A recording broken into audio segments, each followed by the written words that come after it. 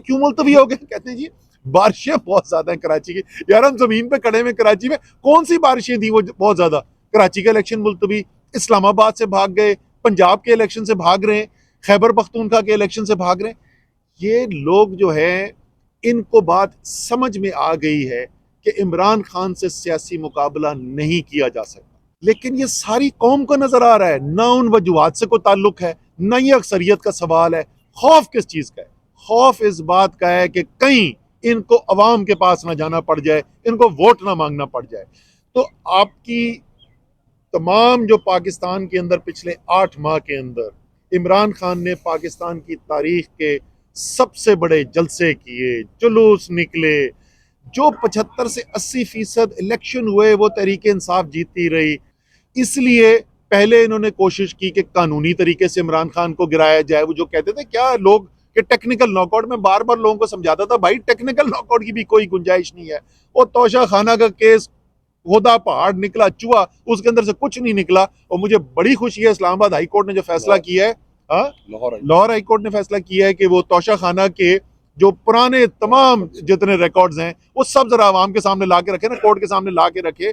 शायद उसी के लिए जैसे ही वो फैसला है, अगले दिन गौर बलोच ने जो इलेक्शन कमीशन ऑफ पाकिस्तान में इमरान खान के खिलाफ तोशा खाना का केस किया हुआ था वो उन्होंने विड्रॉ कर दिया, उस केस से ही भाग गए।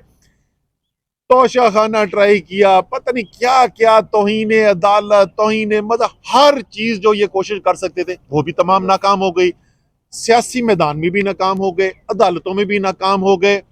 फिर उन्होंने कोशिश की कि इमरान खान को जिस्मानी तौर पर ही खत्म कर दिया जाए, कत्ल कर दिया जाए। तो मंसूबा बना के, बाकायदा मंसूबा बना के कत्ल करने की कोशिश की।